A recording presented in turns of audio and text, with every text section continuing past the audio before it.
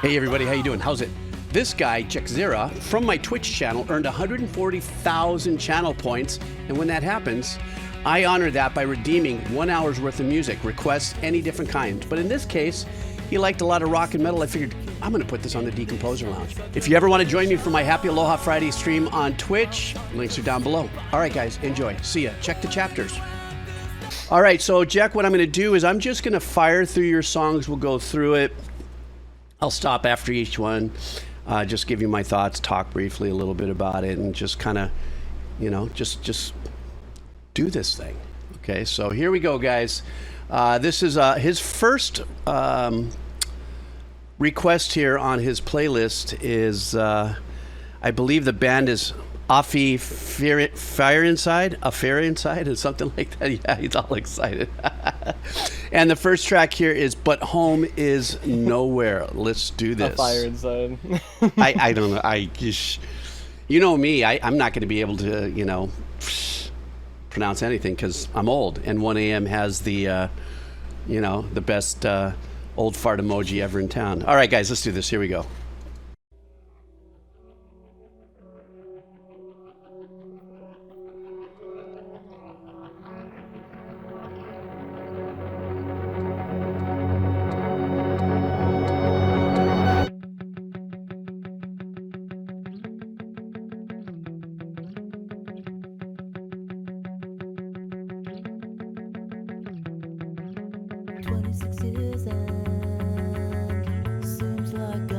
Just begun to understand my intimate is no one. When the director saw the show, but it's last right, they got the cast, the music and lights. This is my life, this is eternal. How did I have my words up here? Disconnect, breathing and control. My breath to disappear.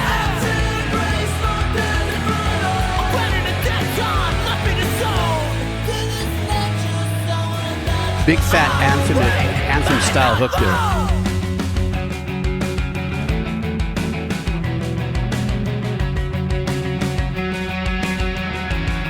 It's a trip that the drums are pushed back in the mix. It works, but it's a trip. The guitars are a little more punchier.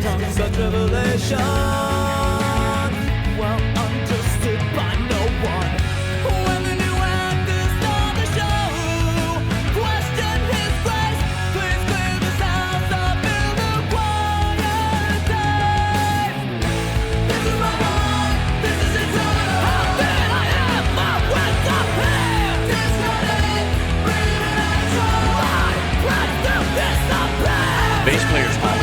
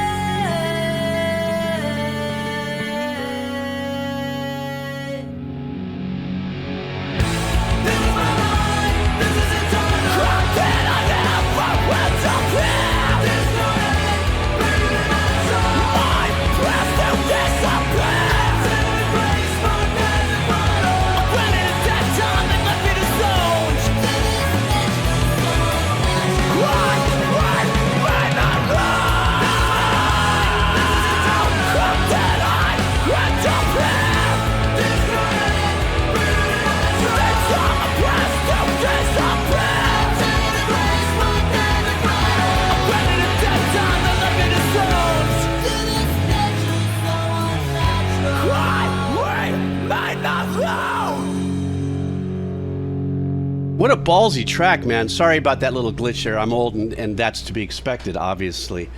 So the hook was really super powerful. It gave me kind of like that full-on, like, it's youth anthemic.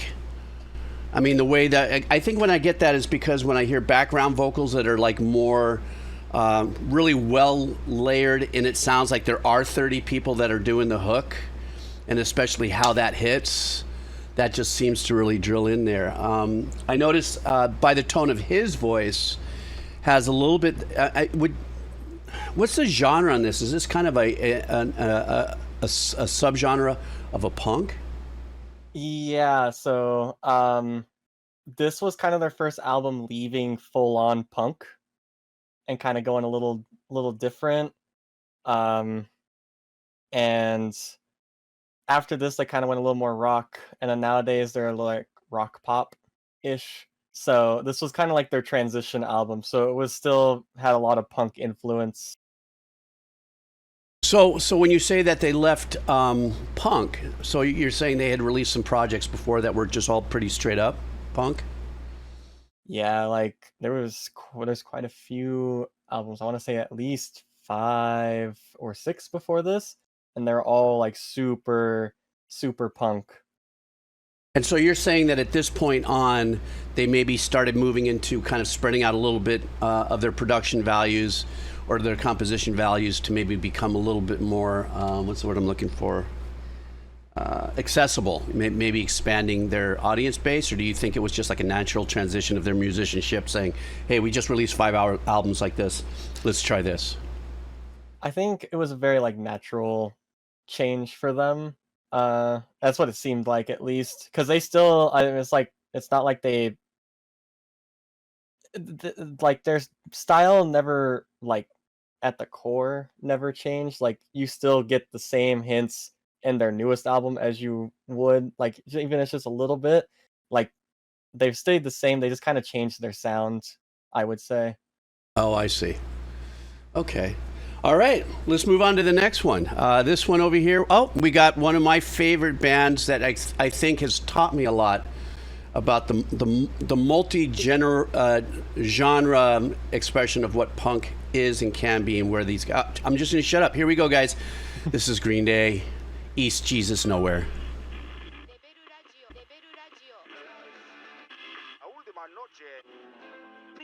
And we will see how godless a nation we have become.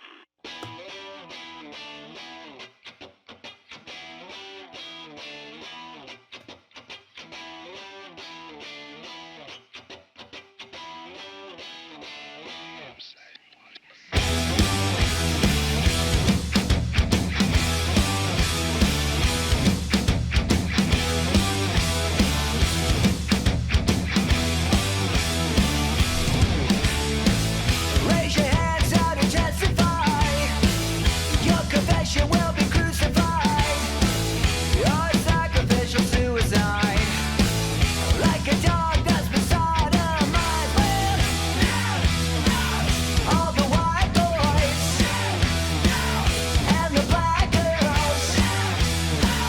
You're the soldiers of the new world. Put your faith in a miracle. And the sergeant of the nation, join the choir, we'll be singing in the church of wishful thinking. Fire burns today, of blasphemy and genocide, the sirens of decay. Great hook. Infiltrate the faith fanatics.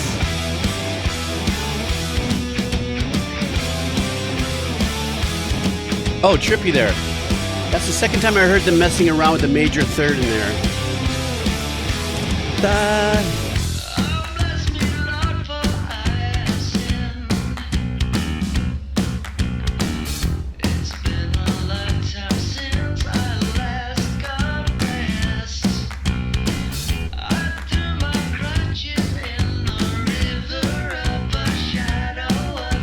Kind of artsy fartsy pop there in the vocals a little bit. Say a prayer for the family.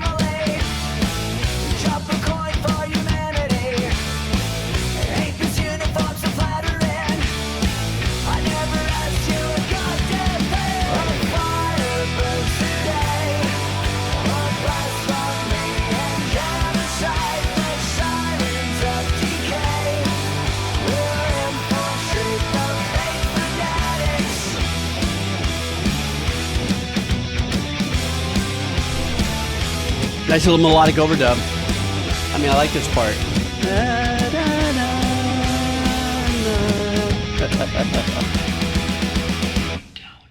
That's like the Phrygian tip jar with M on.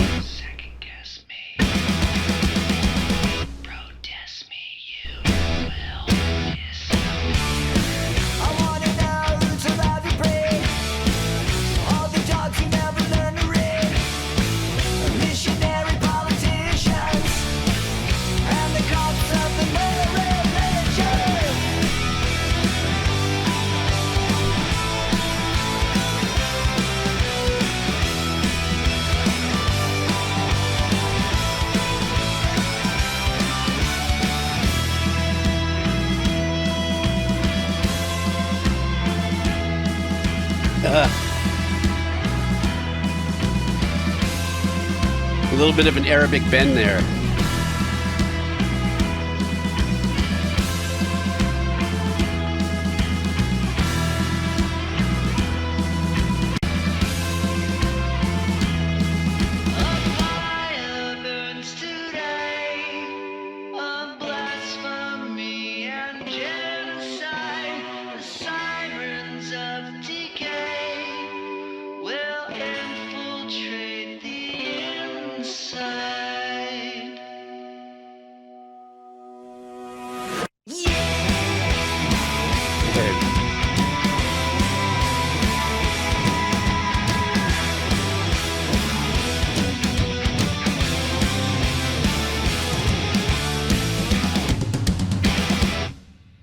That's another thing about my experience with Green Day, Jack, is that they're not, from what I understand, they're not afraid to take certain arrangement opportunities, let's say, just to step a little further out from what they, sorry, I got hiccups, established themselves with at the very beginning. Now, let me ask you a quick question before we move on. American Idiot was their very big their very big explosion album. How many, if there was one before that, how many before that? Do you recall by chance? Dookie, Nimrod, Warning, maybe 2 more on top of that. Maybe that were 5, before? I want to say. Before American Idiot. Dookie was the other big one, but right before... wait. Nimrod might have been right before American Idiot. Dookie was their first huge one, and then American Idiot just blew them up even more. Oh, I see. Okay. Wow, I had no idea that. I mean, well, because I'm me, I have no idea. That's why I wanted to ask. Because I just find the band, the musicianship, everything that they're about, persona representation, and even though lately they get themselves into a little bit of a quarrel with people, I think they stand true as artists and as a band in like, fuck you guys, I'm doing what we want to do, kind of thing. And this is what we're doing. And I'm punk, I'm everything, but if I want to add a nice little thing here, or if I want to shift it this way a little bit, or I want to change my attitude a little bit, I'm doing it. And it's like everybody kind of fits in with that and just goes, or slides in with that going, we got your back. We're still your fans, no matter what. So I like the track, but there was something else in that kind of reminded me of, because you know how my brain works, I kind of go, kind of reminds me a little, I couldn't pin it. I don't know, maybe I'm on. Remember, guys, we're all here with Jack doing his redeem, so if, don't forget to chime in with your thoughts too, and save me in mine.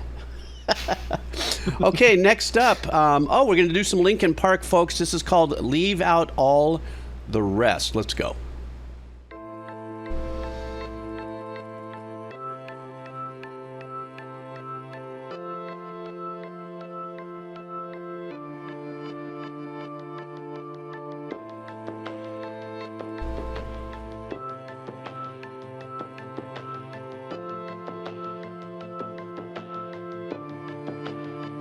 I dreamed I was missing. You were so scared, but no one would listen, 'cause no one else cared. After my dreaming, I woke with this fear. What am I leaving when I'm done here? This is the early 2000s, right? want you to know. When my time comes, forget the one that I've done. Help me leave behind some reasons to be missed. 2007. And when you're feeling empty, keep me in your memory. Leave out all the rest. Leave out all the rest. Don't be afraid of taking my beating, of shit that I made. I'm strong on the surface, not all the way through. I've never been perfect. I like how they pull back on the live drums and they just let the trap run through here. You're asking me, I want you to know. When my time comes, forget the one that I Great hook. help me leave behind some reasons to be missed. Don't resent me, and when you're feeling empty, keep me in your memory. Leave out all the rest. Leave out all the rest. Forgetting all the hurt inside you've learned you had so well. Pretending someone else can come and save me from myself. I can't be who you are. When my time comes, forget the wrong that I've done. Help me leave behind some reasons to be What a wall of sound with the guitars. Don't resent me. And there's also that one line back there. Na, na, na, na, na, na, na, na, na. You know how I always talk about that zip line. Leave out all the rest. Leave out all the rest. Forgetting all the hurt inside you've learned you had so well. Pretending someone else can come and save me from myself. I can't be who you are. I can't be who you are. Ooh, I just got a little chicken skin. I don't know why. I think I may have gotten that chicken skin because Brexter had popped up, love for Chester, and it dawned on me that that's, because my brain does what it does, and so much. One of the things I was thinking before I saw Brexter pop that up was, what an emotional performance, the lead performance, and I realized I think one of the real power joys of anybody who's a Linkin Park fan. Is that he was one of those kind of artists, kind of like the Alice in Chains singer. What's his name? Forgive me, I'm Bobo. But how you could feel their performance. You know what I'm saying? And then unfortunately, Lane Stanley, and unfortunately in their lives it turned into something a lot more powerfully significant in that kind of, obviously much sadder realm of taking their lives and stuff. But this particular track, I think in some of the tracks that because I think I've only listened to 20% of their discography, this particular track had a really broad reach as far as I'm concerned in its production. It wasn't so like gnarly balls to the walls at some of the singles that I've heard before. What's one of the pulls for you? Like why, you as a Linkin Park fan, is there something kind of like an over/under statement on what is a big pull for you as a fan? It's definitely Chester's performances. His voice was just so awesome to listen to, just the emotion of it. Mm-hmm. That was definitely one of the biggest, one of the things I still love about going and listening to all their older stuff, mostly because like Hybrid Theory is like my favorite album of all time. The song is just like my favorite Linkin Park song and probably one of my favorite songs of all time. But yeah, it's Chester, just I don't know, his voice is so awesome. Right, you can feel it. I mean, that's what I obviously the internal lyrical messaging is very personal to him as the writer, but the unique thing that I find on pieces like from Alice in Chains all the way to Linkin Park, and the bands that really strike out on emotional footings and stuff. That it's one of those things where it may be a wonderful release for fan base because it almost makes you feel like you're not alone, and it brings a little bit of like, oh, I get what he's saying. I feel that, or that's where I'm at right now. I kind of identify with it. That at least that's what I get from his lyrics. I mean, there were a couple tracks that were, obviously every band has their tracks that are not necessarily as consciously emotional, but some of the deeper ones, obviously, like this one. This was a great track. So, okay, next up. Oh, this is a perfect theme or title of a song from Paramore. It represents me. Let's go check out Ignorance.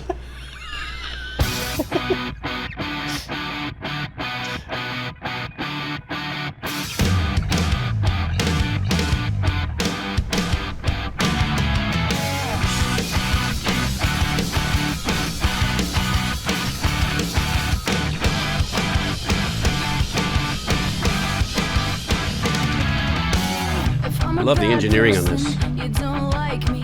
Well, I guess I'll make my own way. It's a circle, I mean cycle. I can't excite you anymore. Where's your gavel, your jury? What's my offense this time? You're not a judge, but if you're gonna judge me, well, sentence me to another life. Don't wanna hear your sad songs. I don't wanna feel your pain. But it's always on my fault. Ooh, a lot of great things happening in this hook. From the bass line to the background. What a great hook.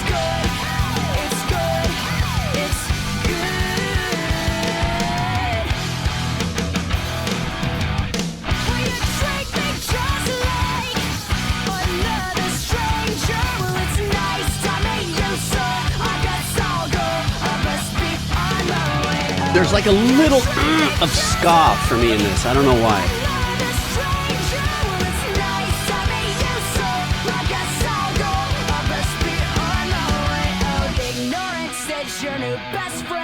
Ignorance says your new best friend.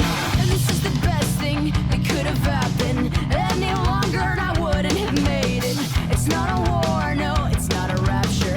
I'm just a person, but you can't take it. The same tricks that once fooled me. Man, she is insanely talented vocalist. I'm not the same kid from your memory. Well, now I can fend for myself. Don't wanna hear your sad songs. I wanna feel your pain. When it's over, it's not my fault. Cause you know we're not the same. We're not the same. Oh, we're not the same. Yeah, we used to stick together. We wrote our names in blood. But I guess you can't accept that change is good.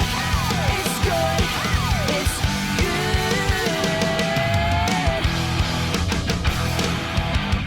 Why you treat me just like another stranger? Well, it's nice to meet you, sir. I guess I'll go. I best be on my way out. You treat me just like another stranger. Well, it's nice to meet you, sir. I guess I'll go. I best be on my way out. Ignorance says your new best friend. Ignorance says your new best friend. Ignorance says your new best friend. Ignorance says your new best friend. I love lines like this. They're not solos, they're melodic lines.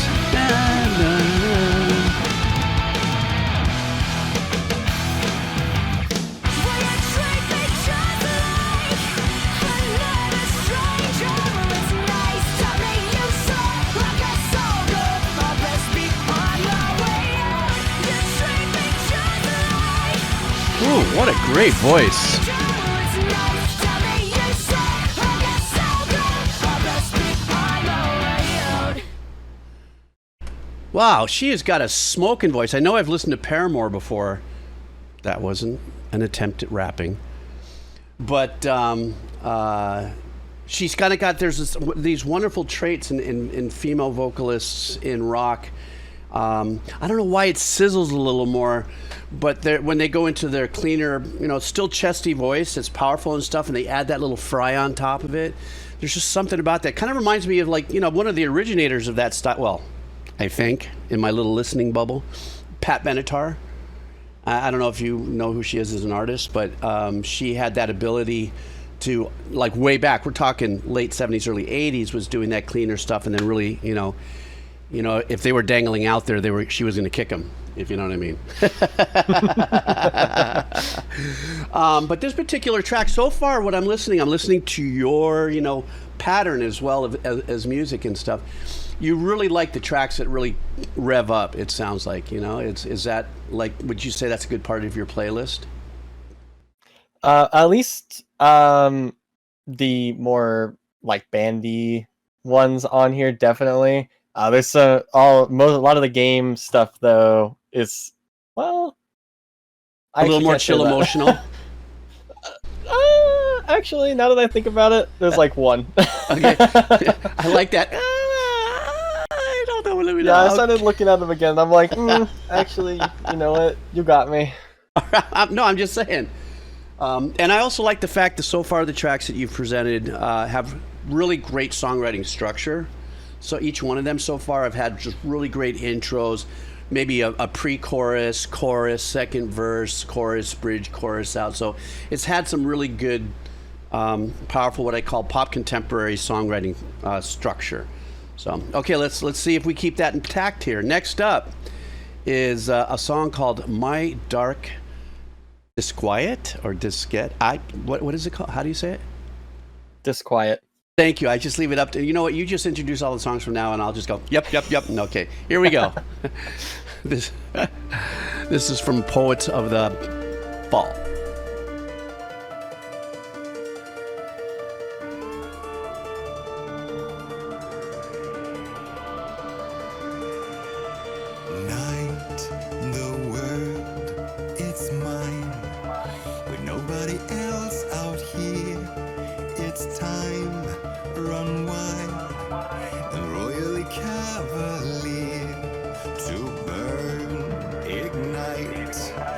Got a little bit of the same vocal dynamics as like Danny Elfman in the Boingo era.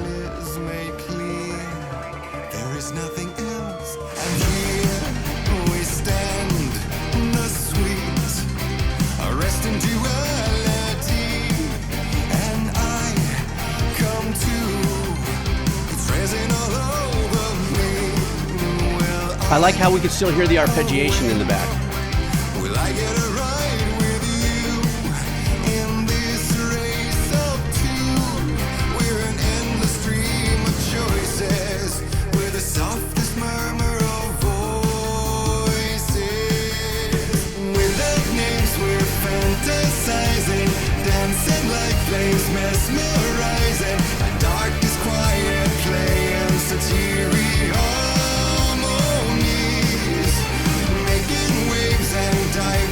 I like that string arrangement in the back there. It's almost got that symphonic metal vibe, kind of Whacking style, or Waken, whatever the name of that concert. So still, so bright, it's almost too painful now. I'm ready to fight, to run from the light, and here now comes the sweet, corrupting reality. But doesn't it though? Doesn't it have that kind of European flair of like those bands from that symphonic metal? Yeah, it is a Finnish band. Yeah.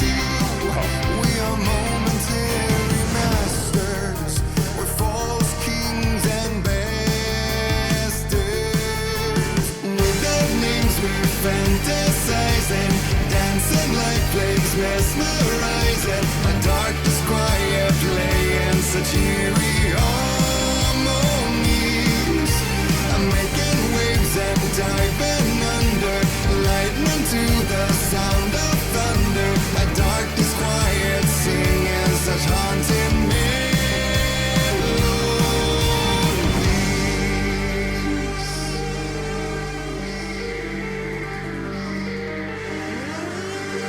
Ooh, I like that. Slipping in a little bit of that filtery, sweepy synth in there.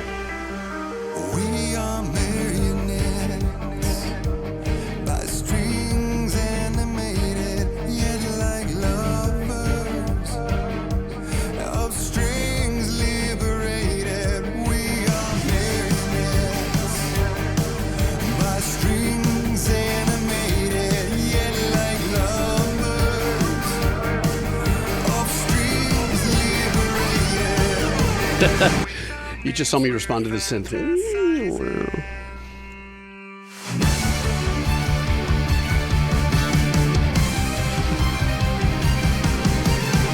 the names we're fantasizing, dancing like flames, mesmerizing. My darkness quiet, playing such eerie harmonies,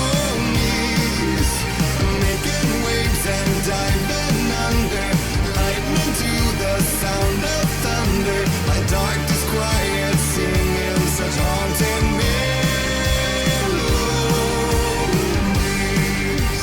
Brothers but not separated, marionettes animated, lovers of strings liberated.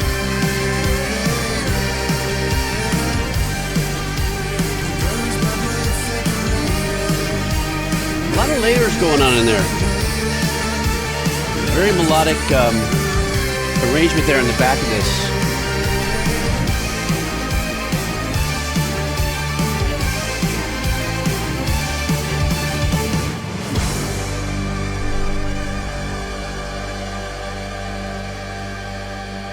Oh, okay. Doc Doom just sent in a little bit of 411 on this. God, that's pretty interesting. I think in of itself, you know, when I say the fact that it may sound a little like, you know, the kind of music, the symphonic metal, I don't know why I default always to that concert series in Europe. But, you know, like the Nightwish and all those bands that just have really powerful arrangements and stuff like that.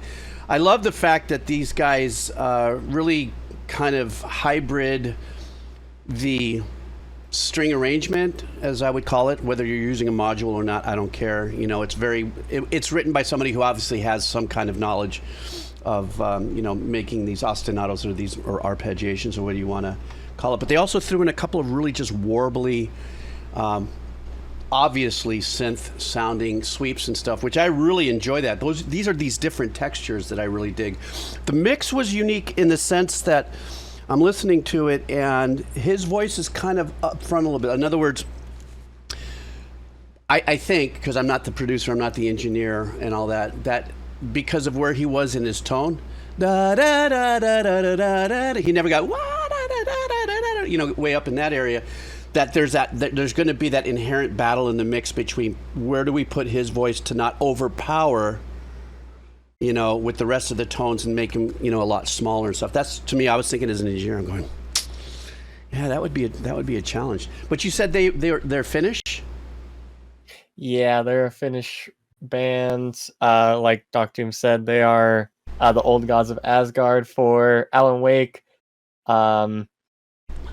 And even some of their Poets of the Fall songs have been used for Alan Wake and Max Payne, I think, is the name of the game.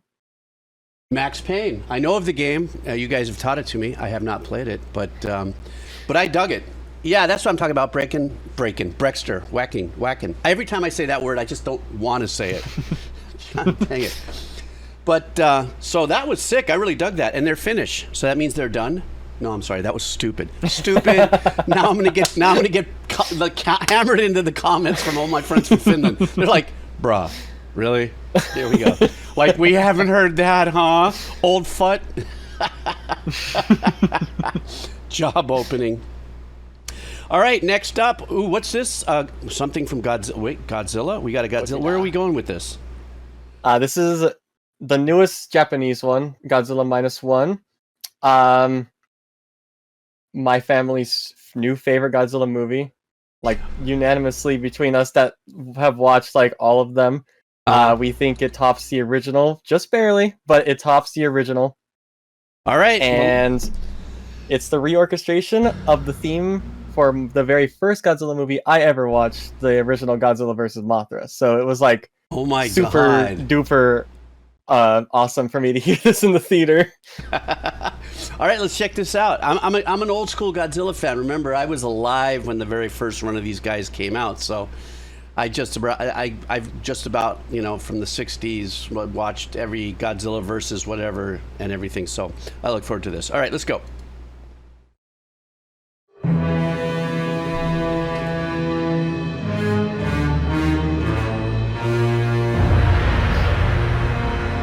That's a classic little rah, rah, rah.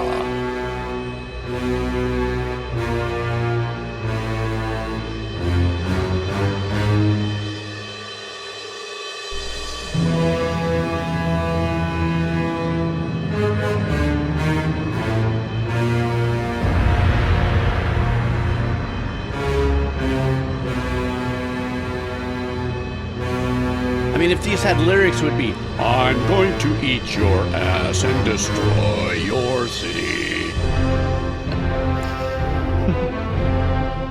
Oh, this is the classic.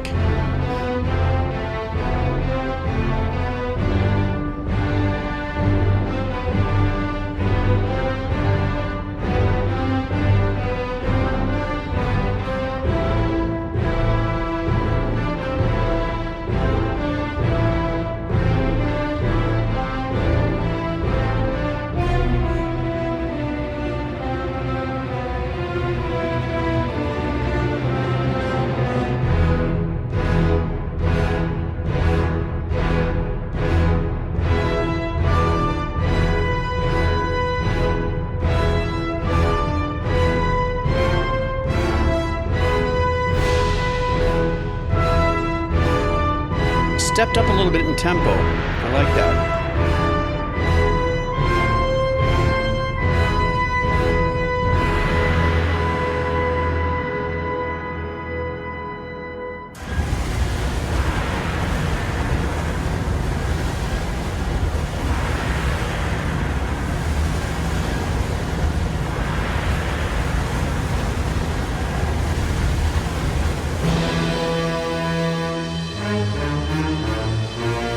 I would love to see this to scene.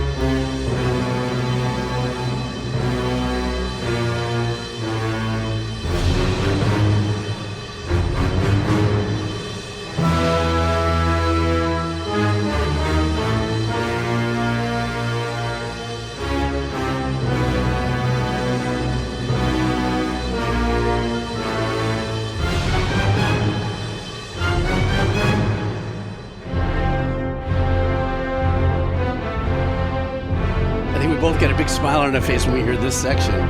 This is like the callback to the theme, you know?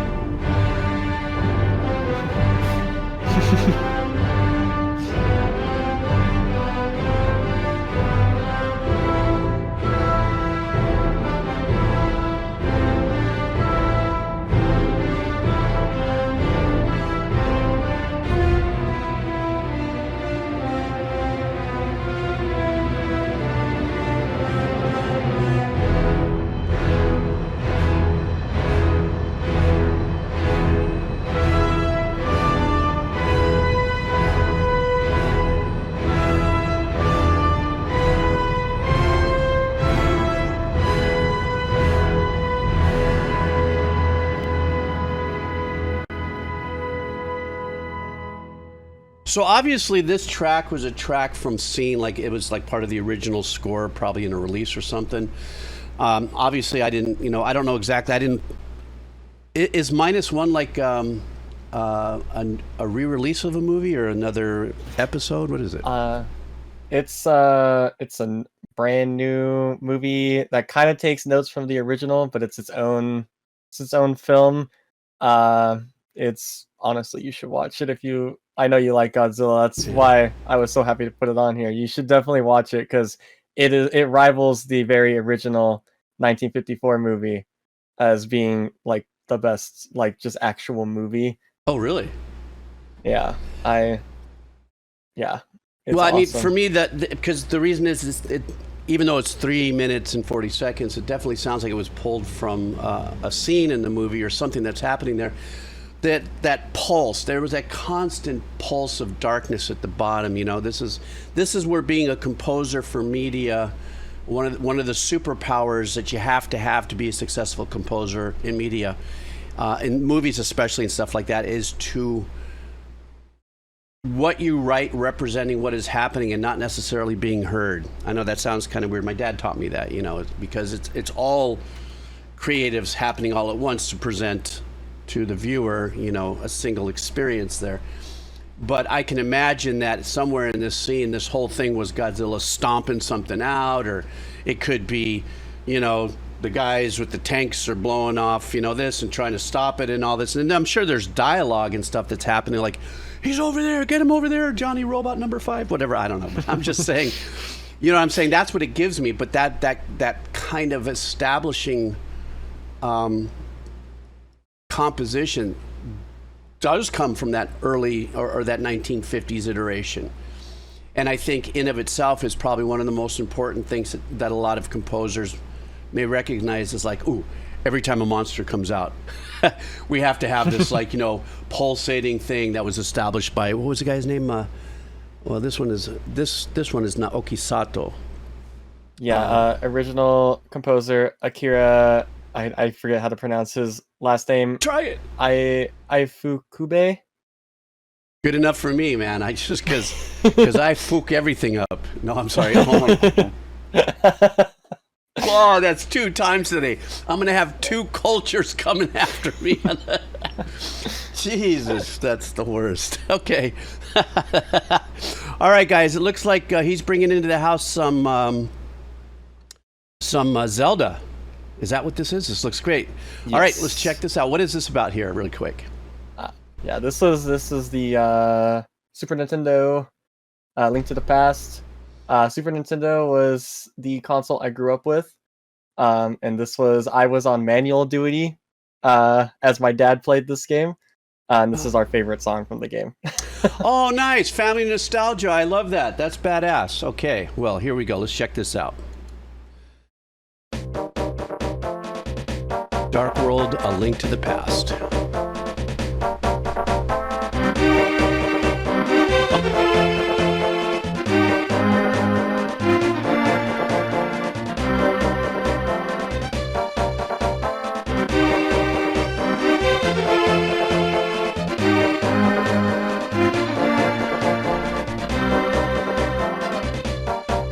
God, these arrangements are great with such little they had to work with.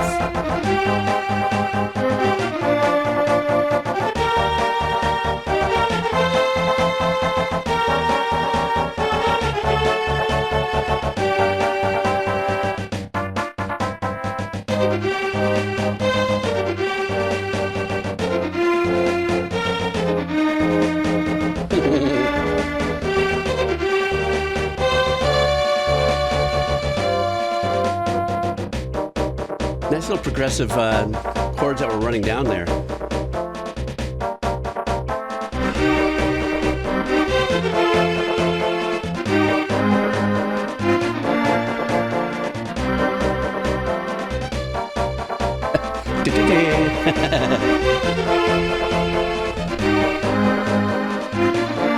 There's like 4 layers of arrangements here. They're so wonderful.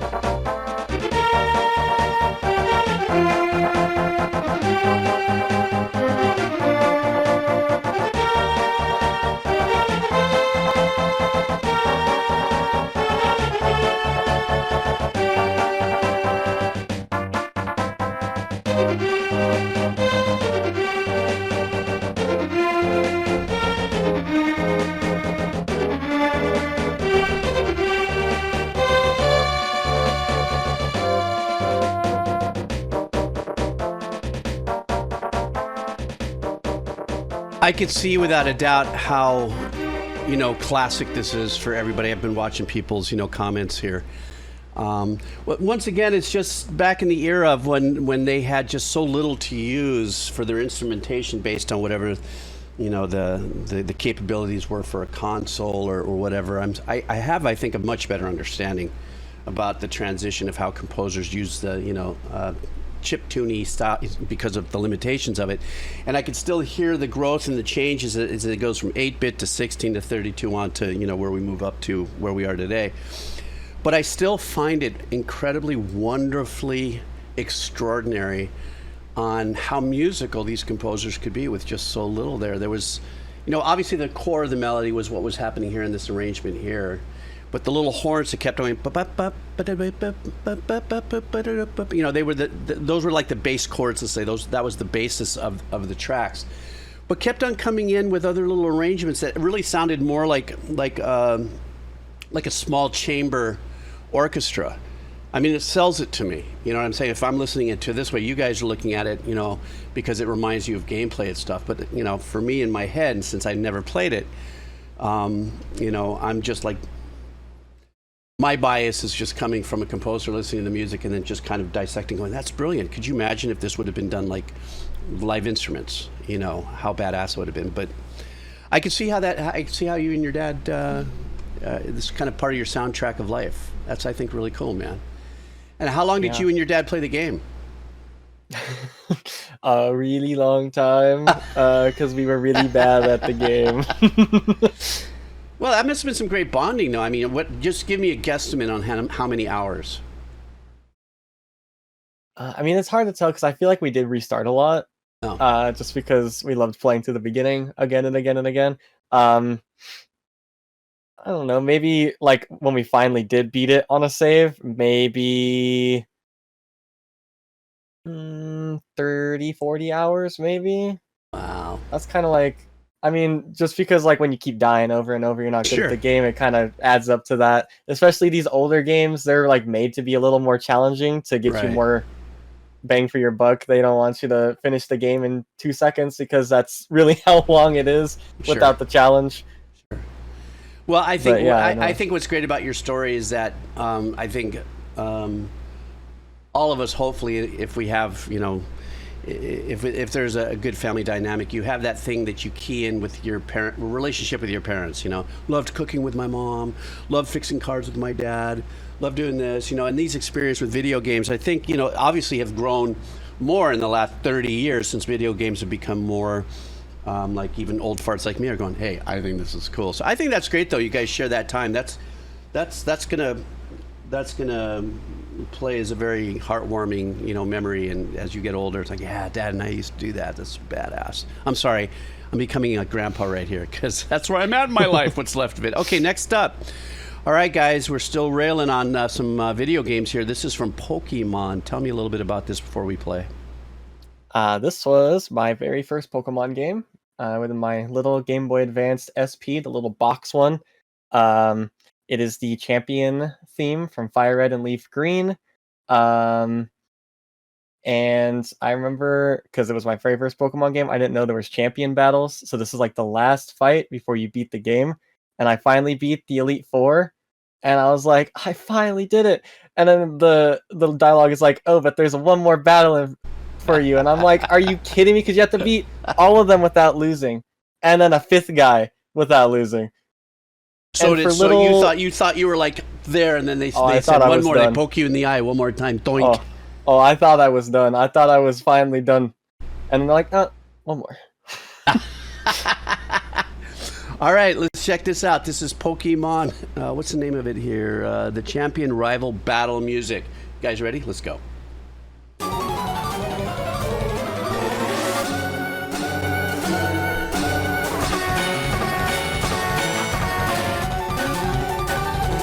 Frantic.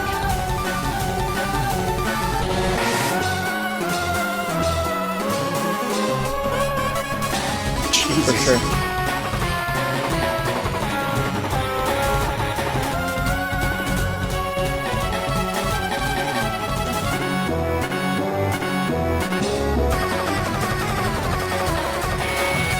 What year was this game released?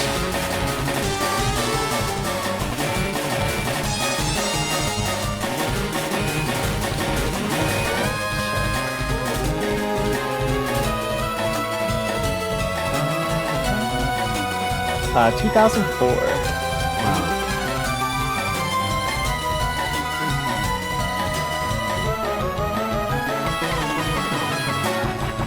It's got kind of like a frantic circus funhouse vibe.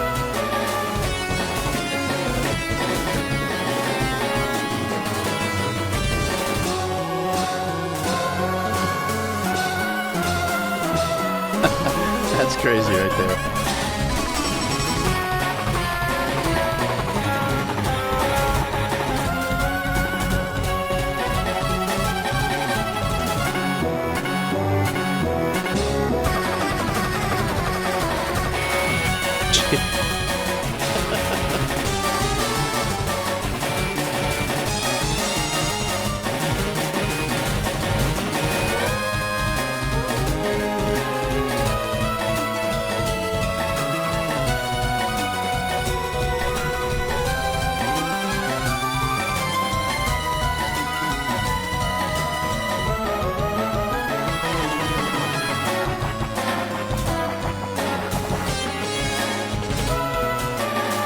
Oh, I thought they were going to go into a cut time there for a second.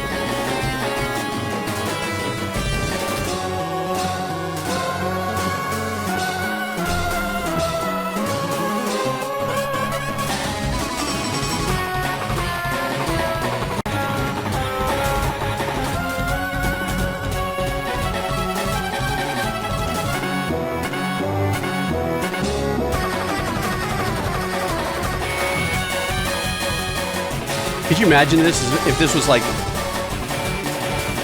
metalcore? It could be pulled off.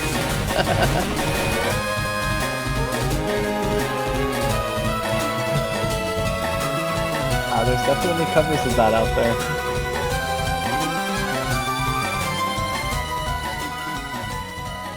All right, so apparently this is fading into, just looping as you continue to battle.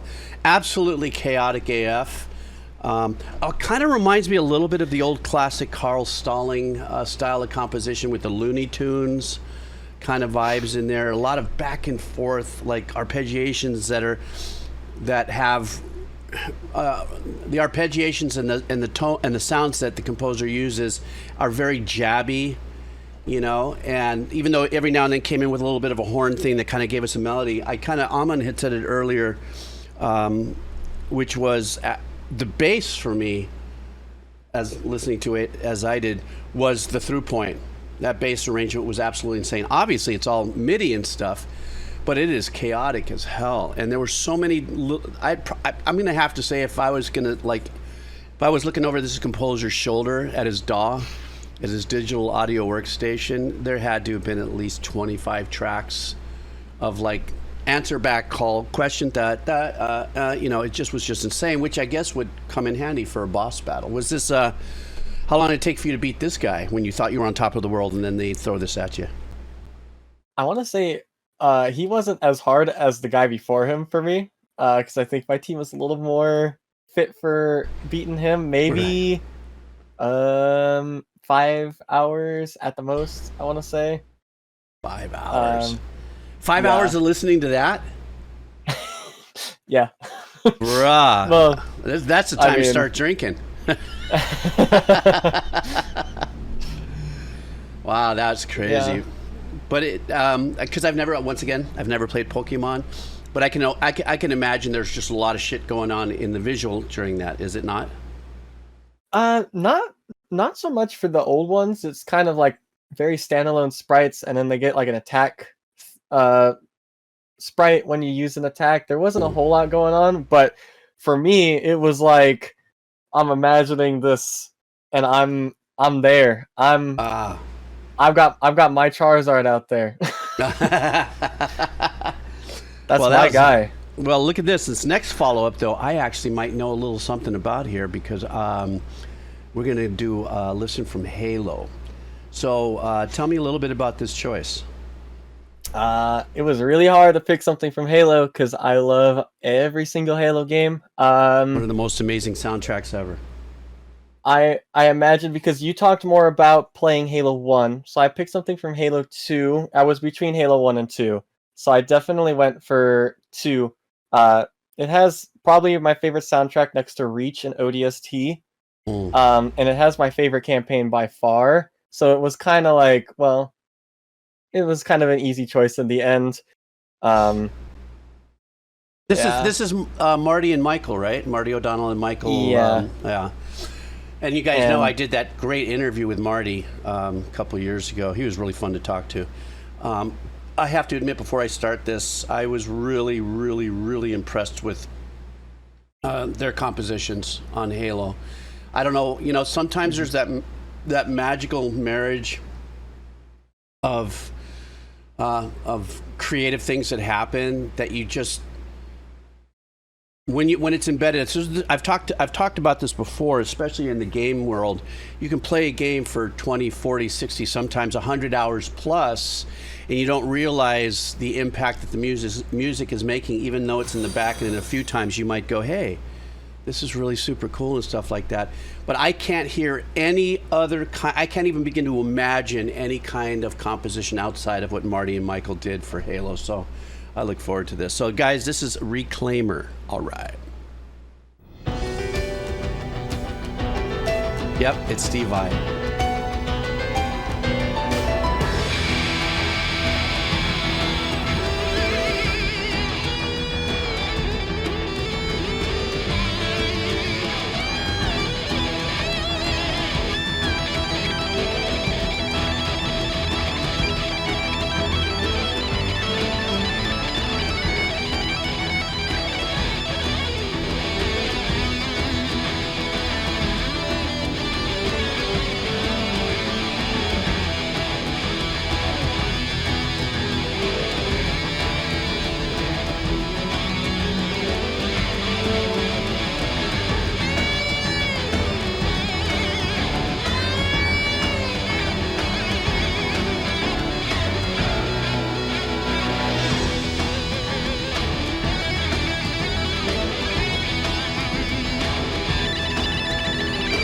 There's so many little Steve Vai licks in there that he's pulling from so many of his tracks from the past that I can recognize.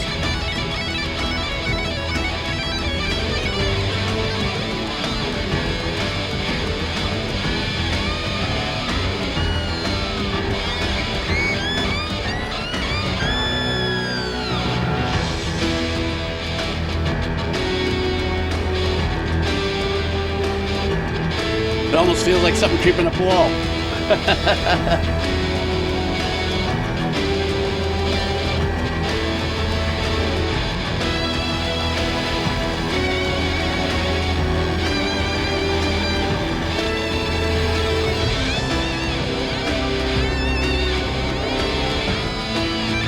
little bit of the low drone in the choir's got to be there. That's a signature move from them.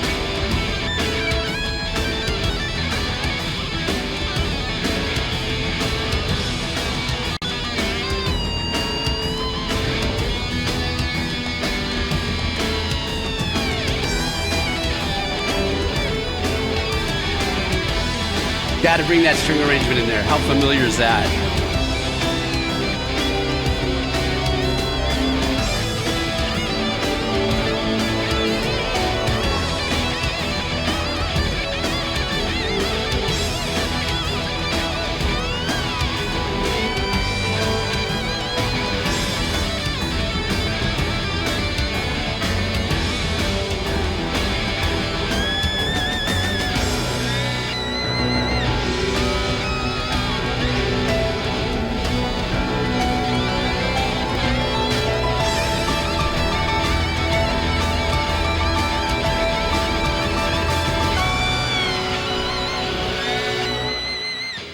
Okay, two things I want to say about that. Number one, wouldn't it have been badass if they just did a music video with, forgive me, what's the name of the main character? Master Chief. Master Chief playing the guitar. That would have just been mental if they did that. One of the things, two things I want to say. One thing that I love is how they reintroduce the elements of arrangements that we all recognize from gameplay. Little essence of the choir part of the arrangements and stuff. Obviously the percussion, without a doubt, the piano arrangement obviously is the core of it, especially the left hand. But what I will say, if there's one thing that I just was like, yeah, and I say this with all respect to everybody involved in the project, it kind of sounds like whoever mixed it may not have had a handle a little bit on how to where to put Steve Vai in what tone.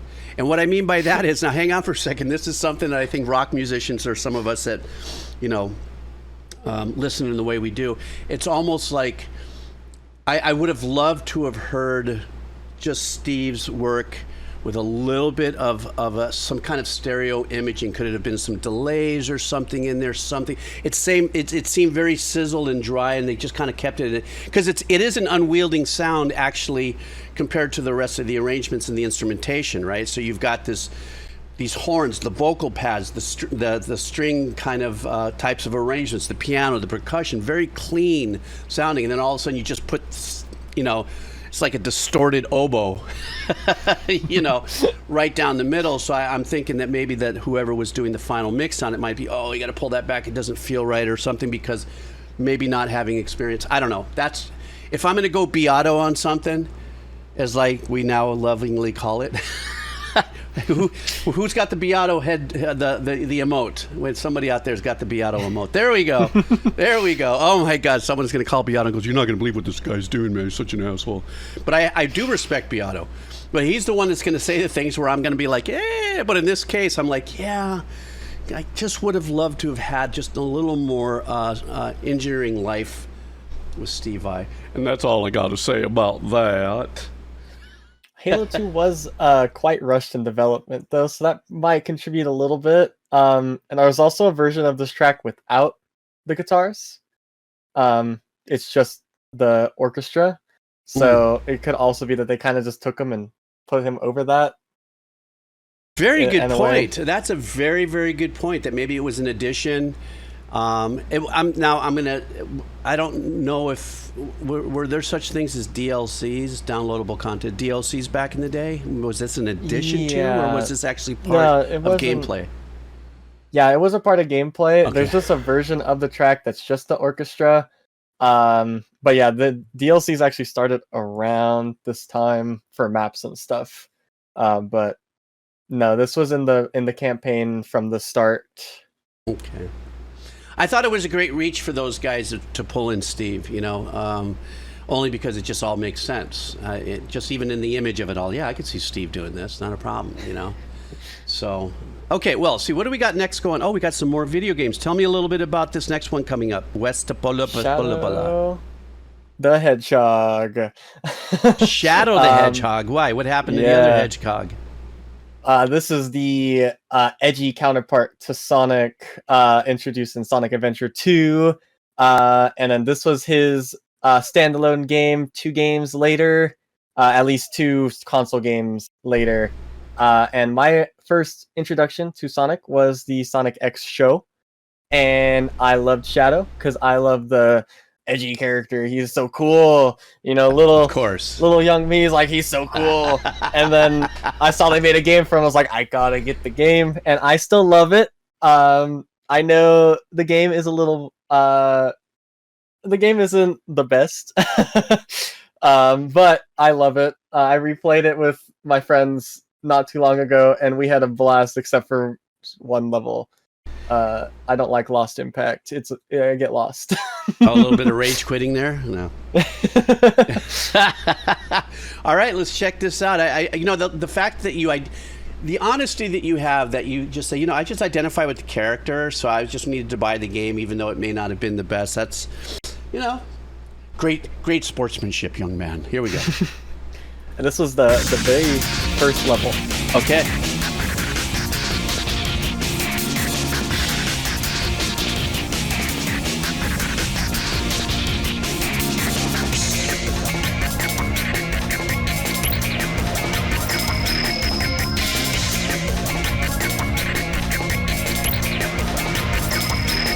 I like that pad in the back though.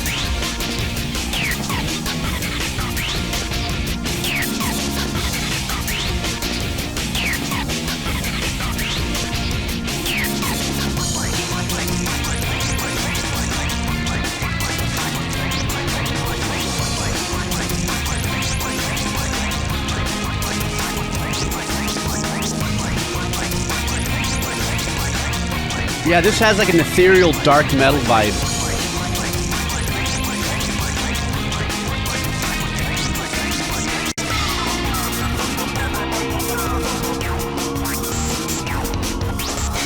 almost a little jungle D&B in this too.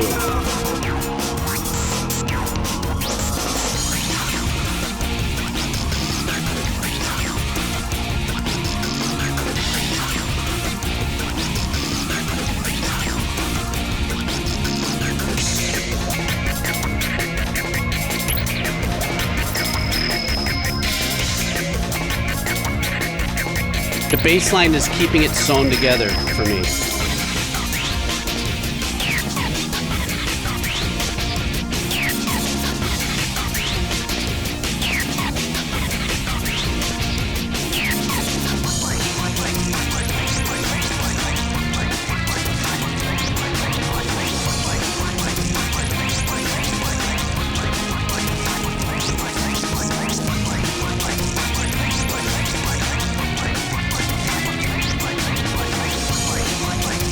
There's a good melody back there, but I'm hearing a lot of that squirt, squirt.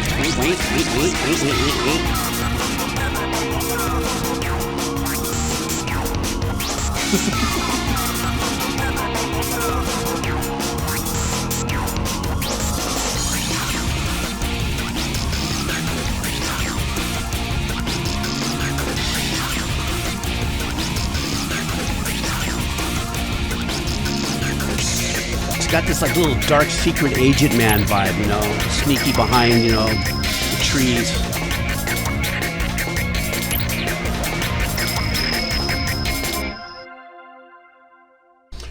You know what? The composer did an excellent job in bringing together all the EDM work with the guitar work. I know that might sound not, you know, it wasn't really complicated, but how they recorded the guitars, and obviously it was a double guitar player and it was live, or it was doubled, just adds a little bit of that. It wasn't so synthy sounding. But obviously, if this is you say this is the beginning of the game, was this like some kind of a boss fight or like an aggressive search? What was the energy behind this? No, you're just dropped into the very first level. I mean, it is in the midst of an alien invasion. There's like lasers hitting the city, and you're running through, and there's soldiers fighting the aliens, and you're kind of running through all of it. So yeah, it's an intense drop into the game. Yeah, because the music is very excitable and it's very chaotic and stuff. So it definitely had some kind of an intent to be intense in how it was written. I also like the fact that there every now and then this little ethereal ambient pad would kind of show up. And remember too, the thing is once again, I always bring this up, I'll always do is I'm listening to it as a composer without gameplay. So a lot of times we're going to hear things when music is isolated like this that we may not hear while gameplay is happening, because there's a lot of sound design.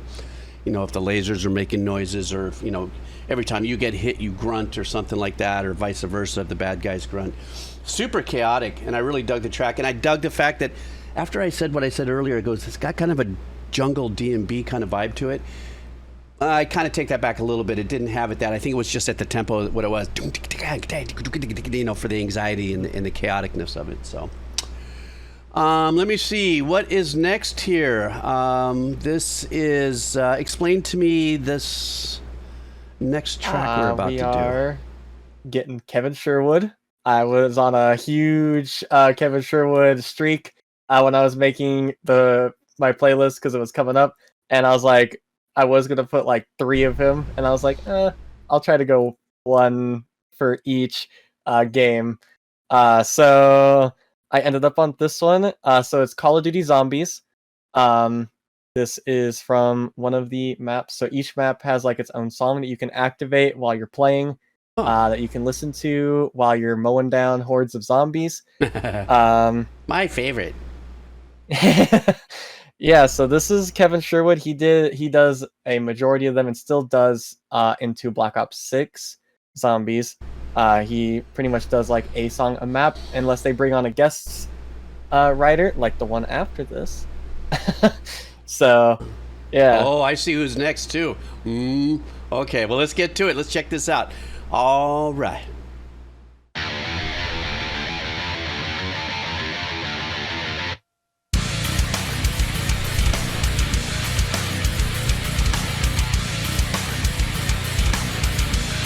I love how the bass is drilling down on the tonic.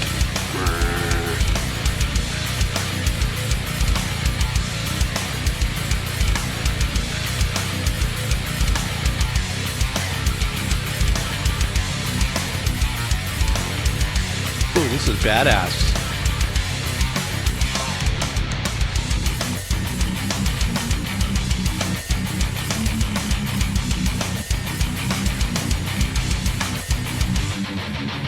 I see them staring back at me. They know my name. The faces in the sky are looking for something more. My friends have paper smiles and Great melody. in all my trust. Their eyes are everywhere. Elena's voice is awesome. Yeah. They need me, and I need them, and I see them. The lines they live by.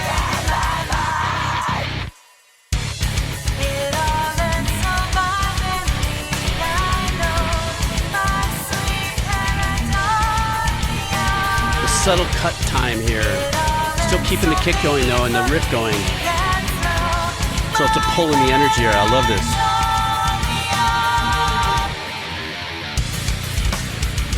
I like that play on the stereo.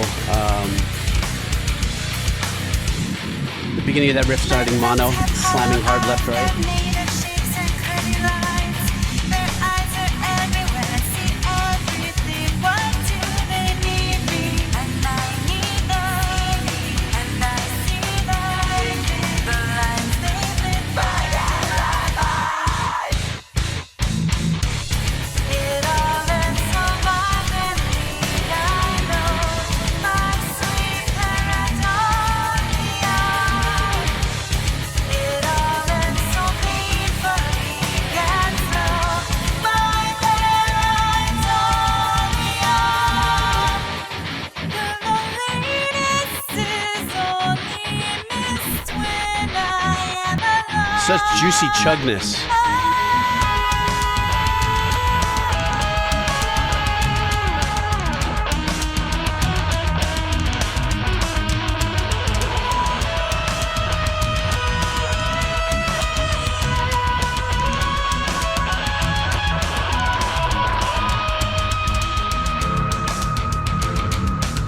Oh man, this is great. Jeez.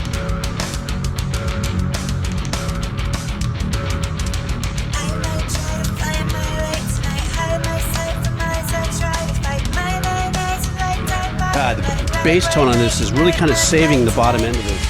They're inside me. I'm inside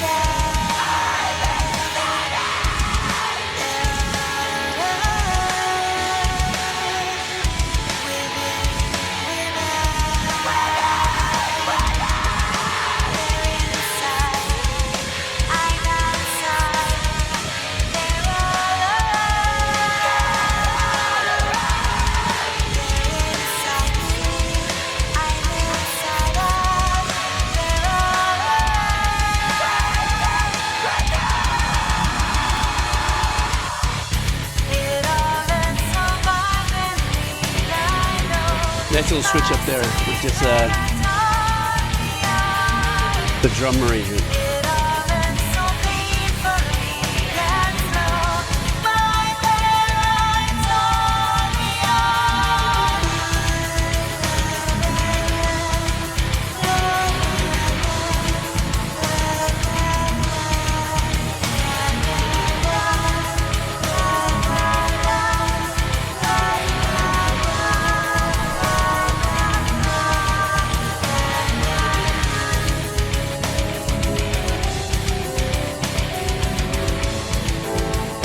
I like this here. This is a nice little subtle shift.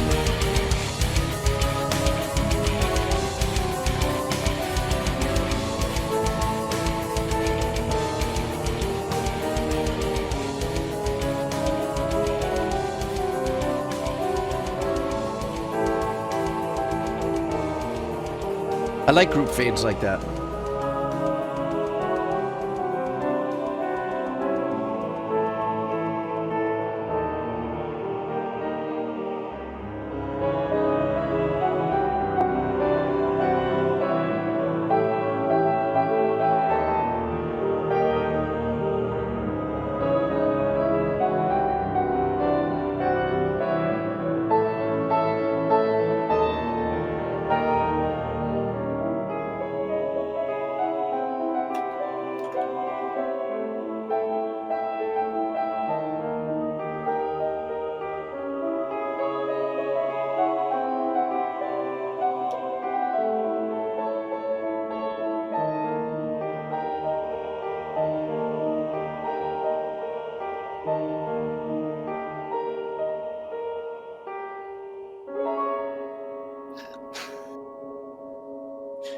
So what was I mean, the ending of that? Did you say this was associated with a game? Yeah. So what was like that ending bit of music? Was that something that was in association with the way something was happening in gameplay, or was that something that's tacked onto the music for a separate listen? That's just the choice that Kevin made for the end of this track, because it doesn't. The songs aren't lined up with anything in particular. Oh.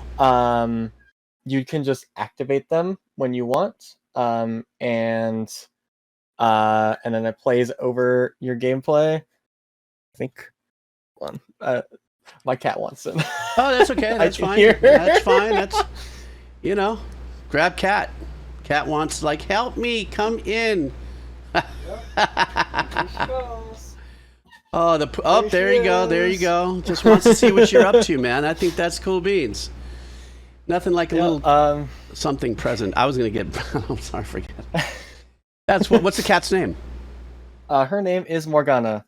Morgana. Oh, a long hair too. Seems very friendly. Looking up at you, going, "I hear you talking, human, but to whom?" Yep.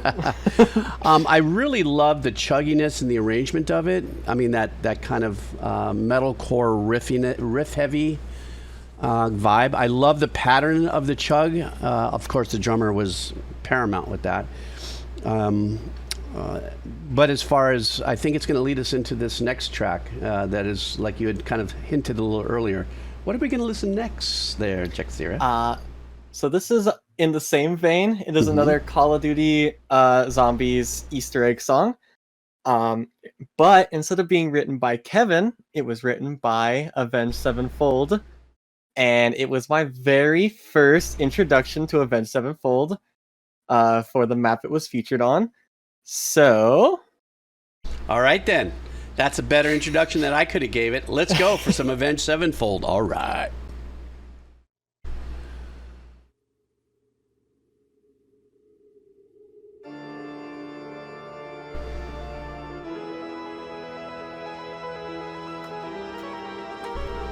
You know this is going to be a winner already with Avenged Sevenfold, but let's get going with that church organ of doom.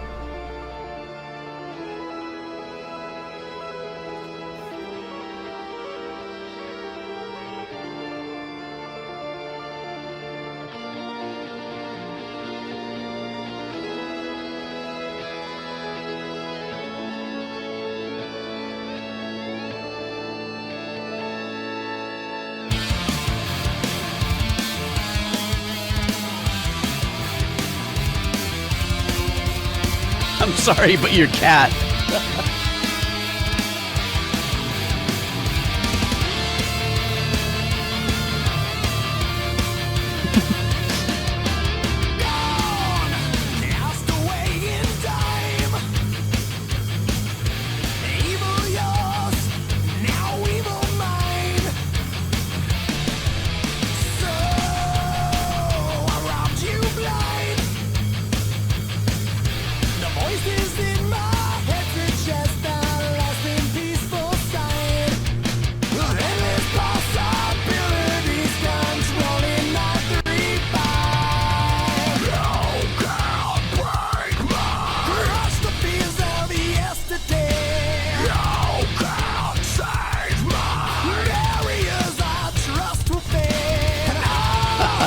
Drum.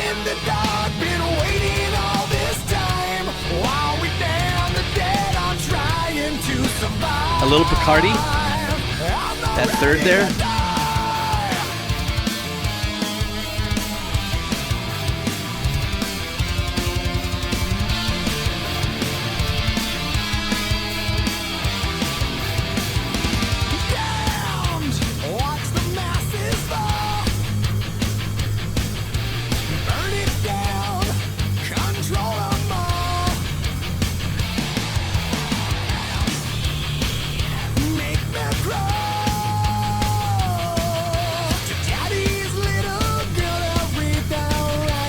Yeah, Judgment. I the same thing. I was thinking Meatloaf, but I was also thinking very rock opera, rock musical vibe.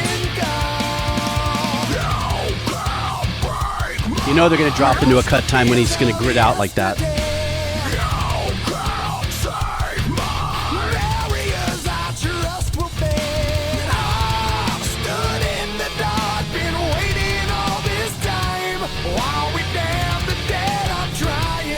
survive. I'm not ready to die.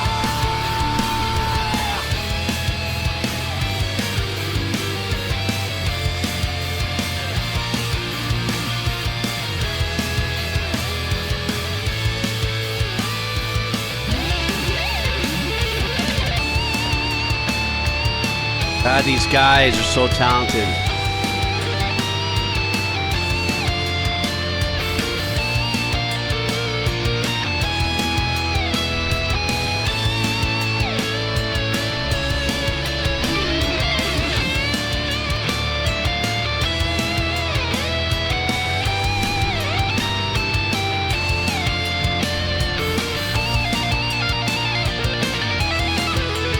Jeez, the musicianship killing me.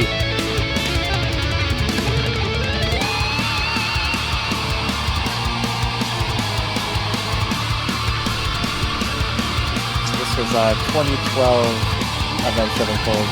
Wow.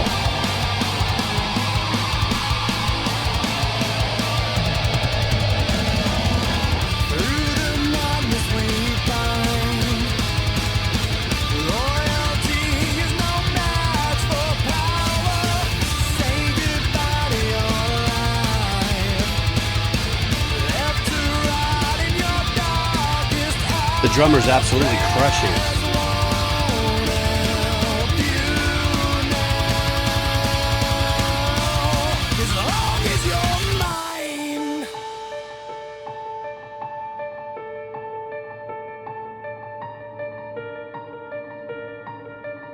And then this piano part is the main Zombies theme, and they put their own little spin on it. Oh, okay.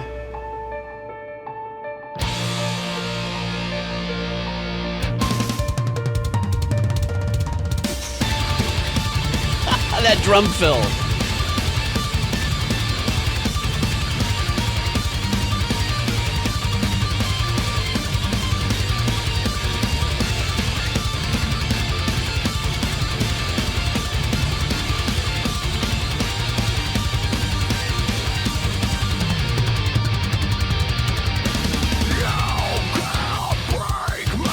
Crush the fears of yesterday. Barriers I trust were bad. I stood in the dark, been waiting all this time. While we damn the dead, I'm trying to survive. I'll control the world one person at a time. As I damn the dead, I'm trying to survive. I'm not ready to die. Oh.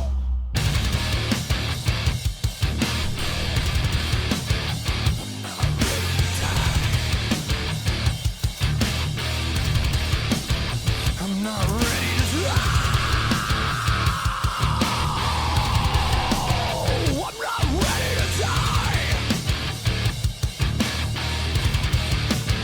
I'm not ready to die.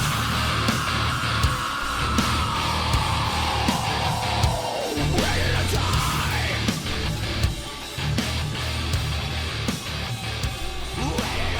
Are you saying that this was in during gameplay? Yeah, just like the last one, it would have been you turn it on whenever you want. There's like activations. You like hit 3 little things and you can turn it on whenever you want. Once, only once. But yeah, So if you played this during gameplay, you'd hear it just one time. yeah. You know, when you I don't know what the process is of when such, incredibly, tremendously well-known bands like Avenged Sevenfold get involved with video games. It would seem it would be like a licensing of a single track that they see could do one of two things. Obviously, is to elevate the experience of gameplay. At the other hand, also bring in another audience. But I think I don't know why. Maybe it's me, but I think anybody that plays zombie games also loves some sense of heavy metal, death metal, black metal, something. Because I mean, isn't that what zombie represents? Just tearing the shit out of the world. You know what I'm saying? And guess what? That's what metal does. These guys are so freaking talented. It's just when I listen to them, it's just a whole different. I will say one thing, as I'm yammering. This This track seemed to be, out of all my Avenged Sevenfold experiences, this track seemed to be the most tame in its composition structure. I don't know why. It doesn't mean that I'm not saying that it's any simpler stuff, but out of the other stuff that I've heard, I think this track just seems to be a little easier for me to understand, because they have tendency to really do incredible dynamic changes in their compositions. This one just seemed like it was just the people's elbow from the first start all the way to the very end. So in gameplay, I could see how that's sick, but at the same token, as a track, as a standalone track as well, very playlistable, as I would like to coin that. Okay, next up, tell me a little bit about some Fire Emblem we're about to hear.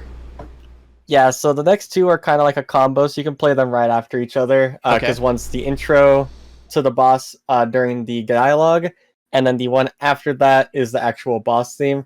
I definitely wanted to put Fire Emblem on here, but a lot of the Fire Emblem songs tend to be a little longer. Okay. So I had to shoot for something a little shorter. But this song, I feel like, represents Fire Emblem Awakening pretty well, because it has the main theme in it. And it's you hear it twice throughout the game, only twice. Oh, really? Okay. Yeah, two boss fights, and that's it. So yeah, it's a bit of, it gets a little crazy, only a little bit. All right, let's do this. We're gonna do back-to-back Fire Emblem. Here we go.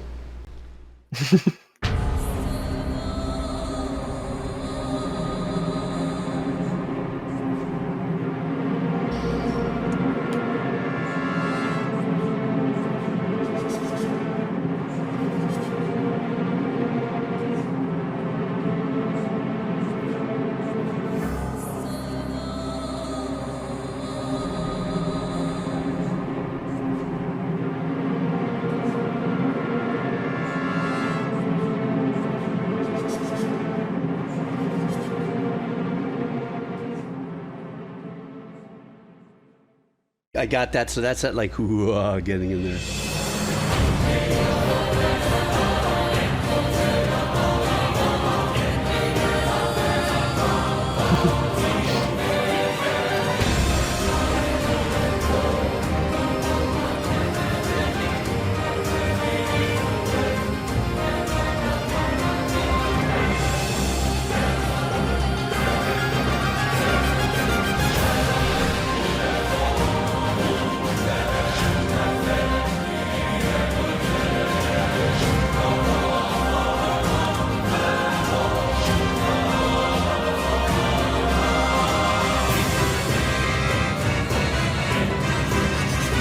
That's a bold move in the composition there.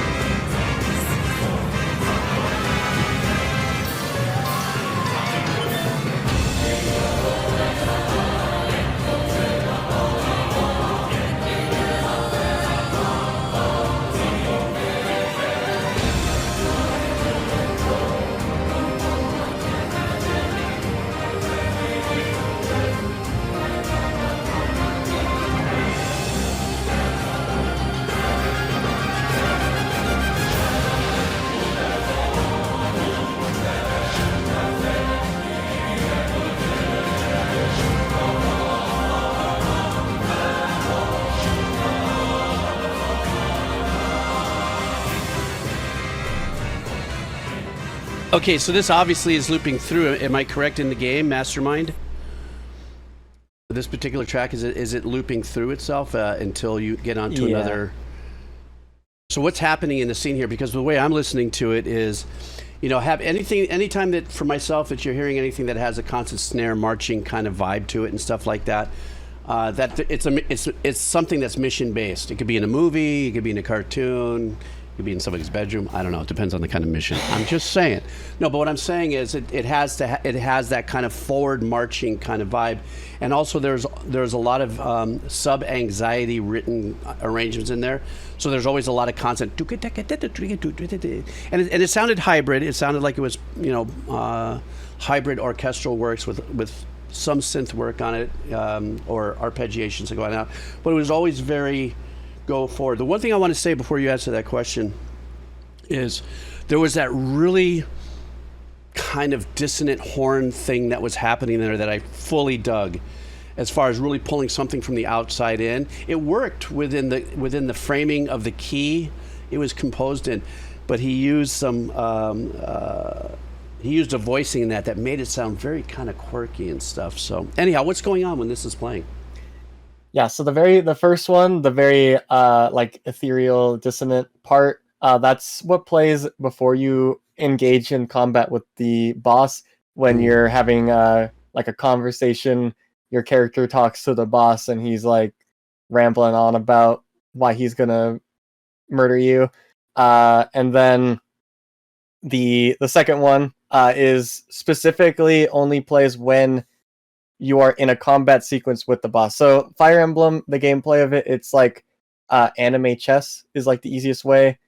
You have your guys and you move them around the map, and then if you engage with combat, it kind of opens up a different screen where your guy attacks the other guy and then the other guy attacks back depending on what it is. So specifically when you enter combat with the boss, it plays that song. Okay. All right, that makes sense. But it definitely is like, but it's a build up into it, correct? It's just kind of a lurch into it, right? Yeah. I liked it. I really enjoyed that. And it was kind of a bit, I also like I was listening to the choral arrangement. A lot of times I wonder, because nowadays composers, we have incredible tools to actually do choral works and actually assign syllables or actually words to it and stuff. So sometimes I have a hard time discerning whether or not it was a live orchestral thing or something that could have been manufactured in the module. Of course, you still have to be a composer to do it right, but nowadays we have just extraordinary tools in order to do that. But I really like that. Anytime you combine that, it's almost like a go-to. You combine the marching drums with the church organ or something like that. It gives a very ethereal, Renaissance, medieval kind of vibe. It almost is kind of like a always go-to. And then the composers that you choose for that will add their own, special little unique touches. As I think we're about to find out next. I believe this is our last video. Is it coming up next? There should be two more. Oh, two. I'm sorry, I didn't see that down there at the bottom. Oh, you're right. Okay, so tell me a little bit about this track we're going to listen to by Gareth Coker. Yeah, I know you love him, Ori. Yes, but very much. I know him from Ark Survival Evolved. Probably the worst game you could ever devote your time to. Thanks for your honesty, man. That's just put it out there. I don't know. Anybody agree with Jack Zero here? Let me know, or come for him in the comments. Here we go. Imagine Minecraft, but your computer wants to explode while you're playing it, and everything wants to kill you even more than Minecraft. Okay. But it's a good time. I play on like a private server with my friends, and we have a good time with it. But yeah, this is the end credits for the first map, and it's kind of anytime there was an end credits after that, it kind of used the same kind of elements, just with different instrumentation. I feel like this song represents Ark perfectly. It has the main theme, it has the credits theme that only plays during the credits, and just the instrument choice encapsulates the game really well. All right, let's do this. This is the end credits for, what was the name of the game again? Brain fart? I can't see. Ark Survival Evolved. Okay, this is by Gareth Coker. Let's go.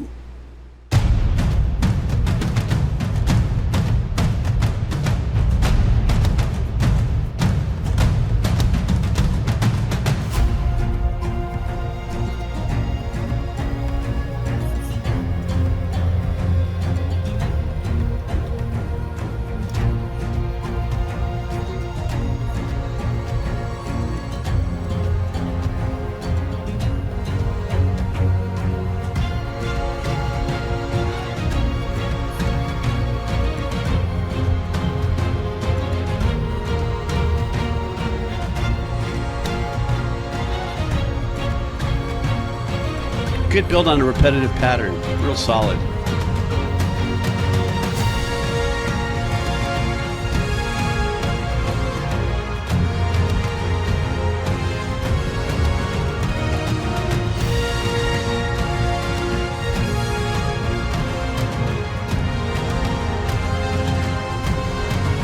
Nice octave split in the brass arrangement, along with some string section up there that's really carrying that melody really well.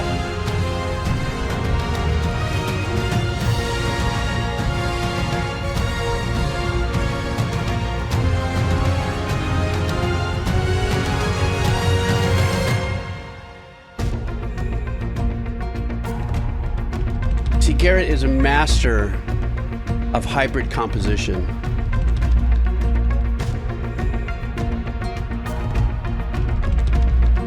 So bringing orchestral elements along with obviously where we are now more of a synth vibe, EDM-ish. Now bringing back the orchestral work.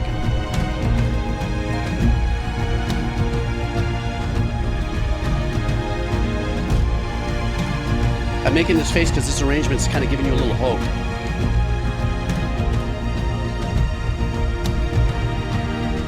See, it kind of, there's a lift in it that's more positive than darker in this.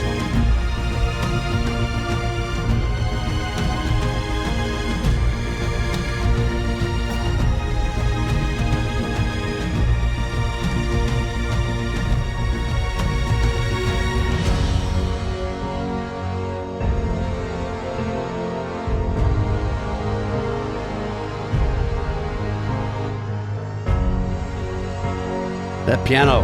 Good. I was just about to bring attention to it. There you are.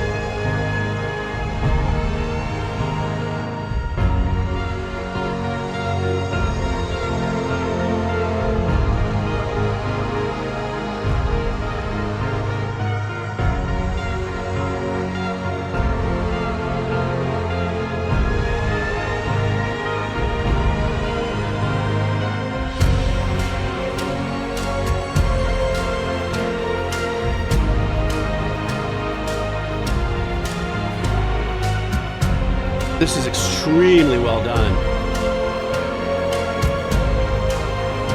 There's always a little choral pad back in there.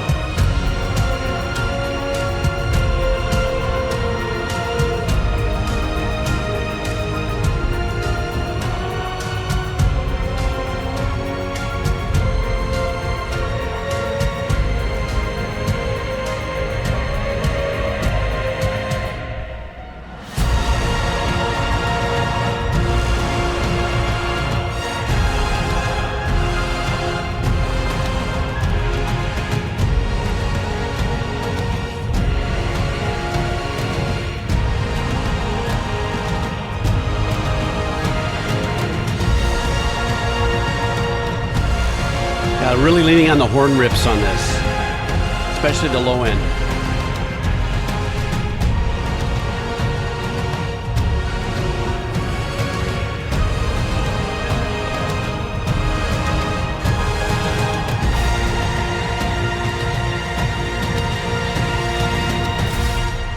That ending was a full champion ending, you know what I'm saying? I don't know, since this is end themes, I don't know how this is ending.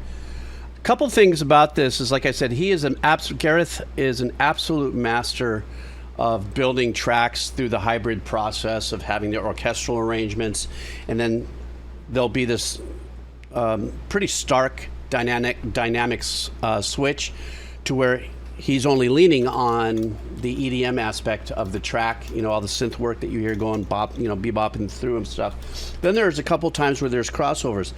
But in his patterns that he starts and then builds through, twice I noticed that there was always what I call that zipline arpeggiation. Sometimes you would call it a sense of drone or something bouncing off of the tonic or something like that.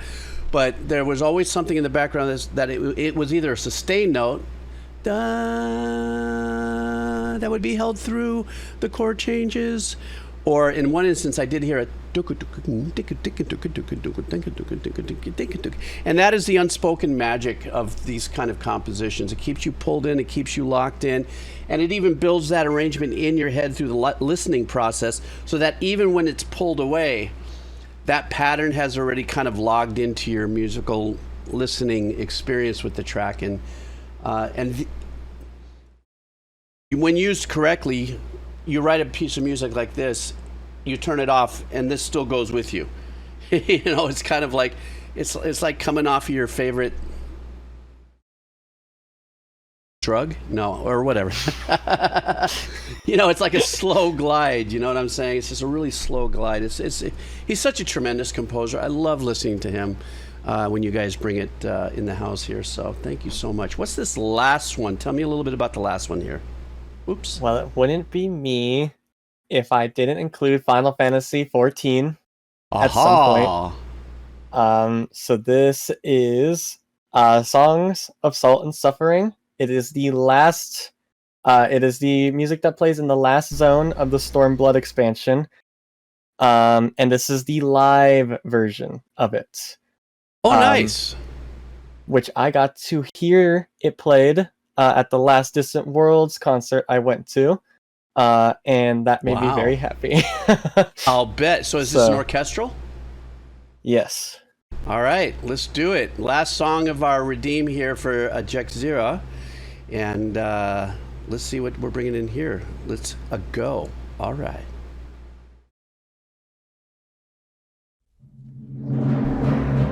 Oh, you know how much I love watching live performances.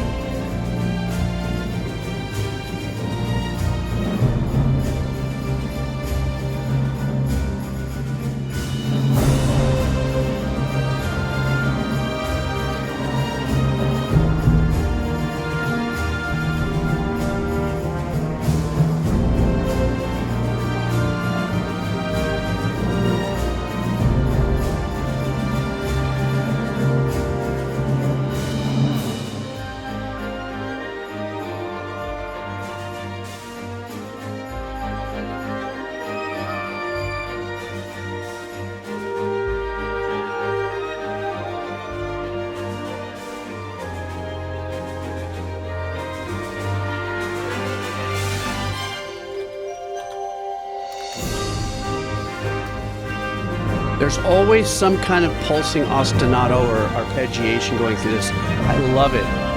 Because it still could be beautiful and melodic as it is with these arrangements. And there's always that moving forward element of it, you know?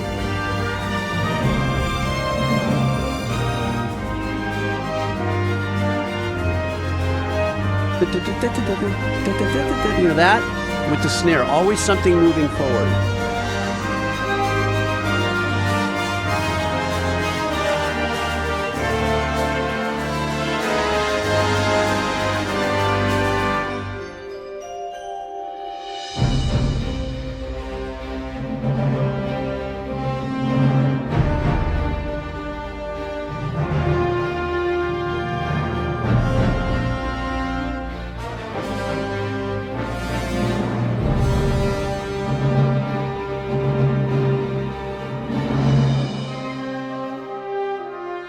Dancing flutes and stuff back there. I love that.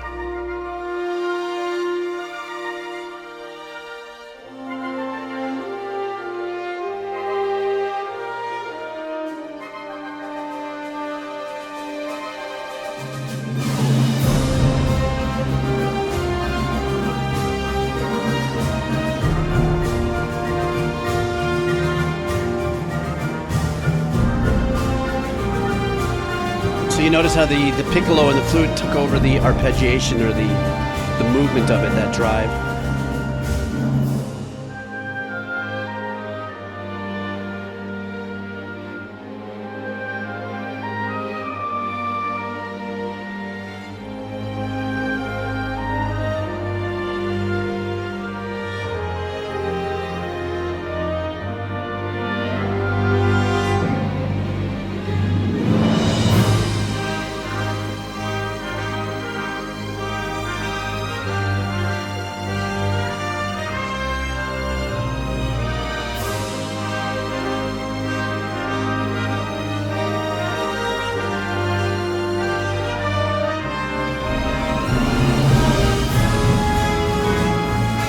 Nice little lift with the key change, bringing you to the next level.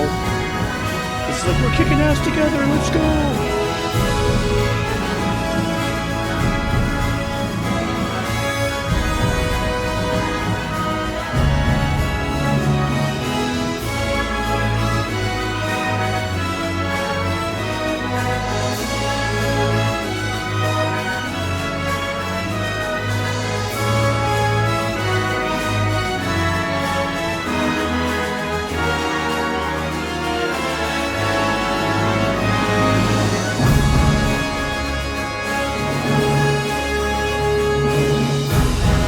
big celebration ending, you know. Very conquer oriented at this point.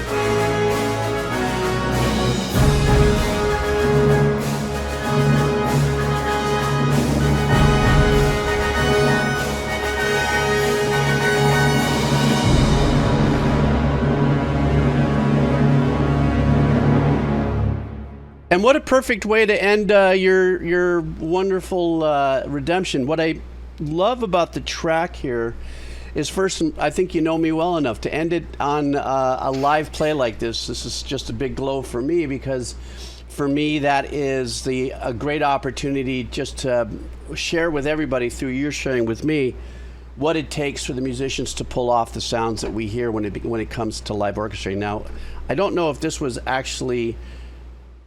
quick question before I go on. Was this an adaptation of an original piece from the game, or like, is the game music orchestrated like this, or was this a performance of it, and of a classical performance of it?